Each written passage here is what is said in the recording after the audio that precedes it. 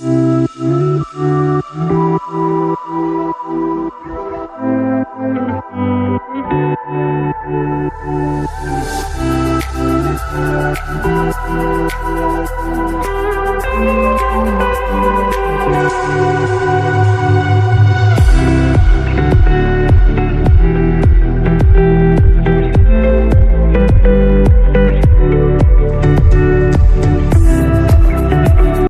fam, how are you? Welcome back to yet another episode. My name is Lenah Kendi for those who are new in the episode and in the channel. Yes, welcome and we love it to be with you here.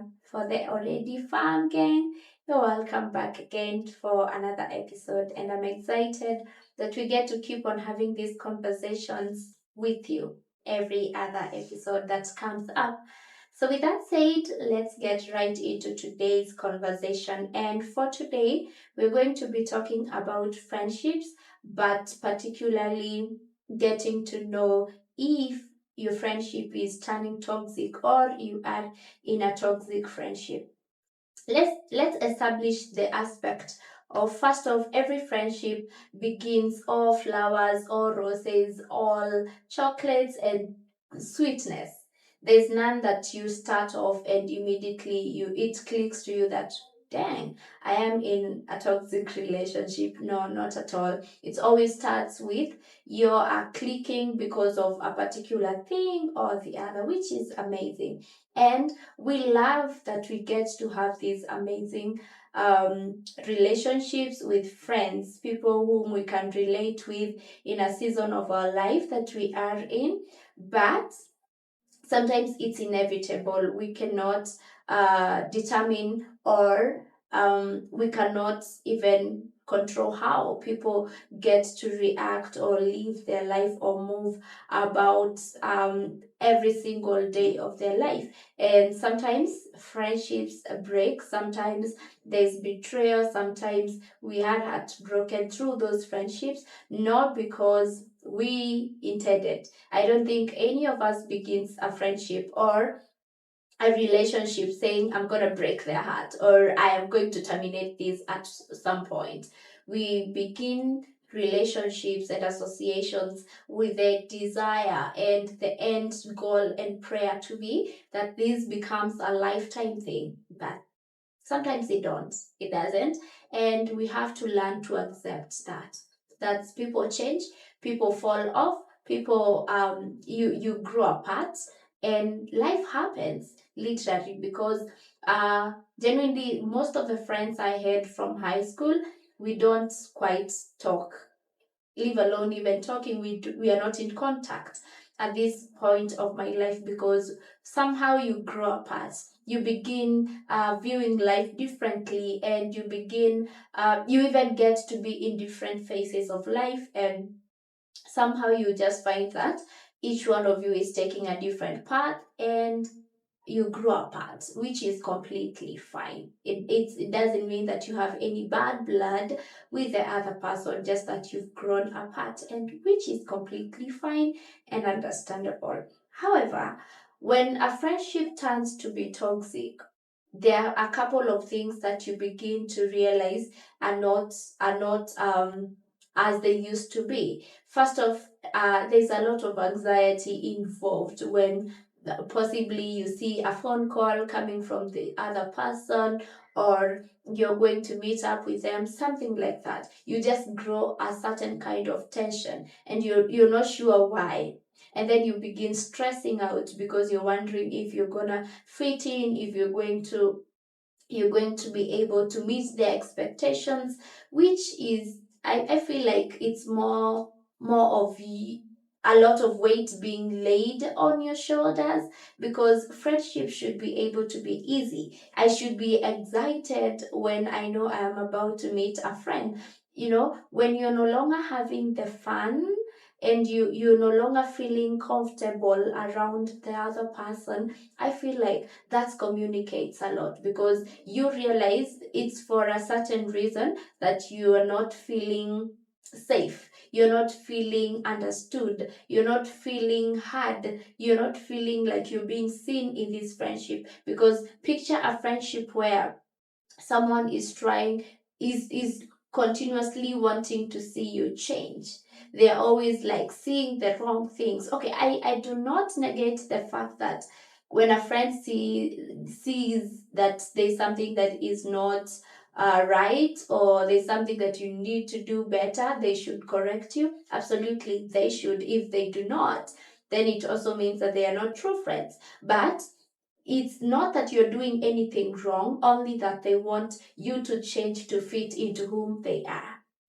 First off, it is the authenticity of a personality that makes them even likable, that makes them unique, that makes them who they are. And we appreciate the diversity and the uniqueness of each one of us as individuals. However, if this friend, or you as a friend, all you want from the other person is that they should continuously change to fit in, change to want the things you want, to love the things you love, to dress a certain way, to speak a certain way, be in certain spaces, and they are not comfortable, that makes you portray some toxicity, because you're not allowing the other person to just be themselves around you.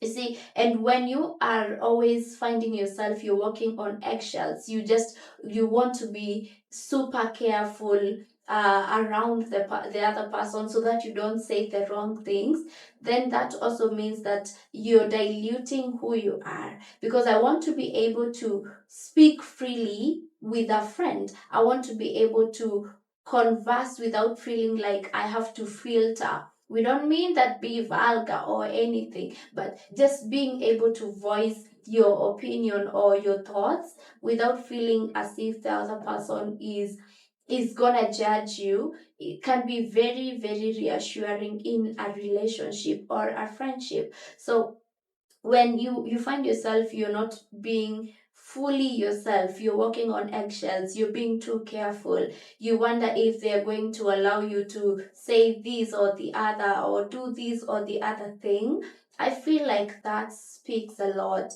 about the trajectory through which that friendship is taking, and mostly it's toxic and it doesn't serve you mostly.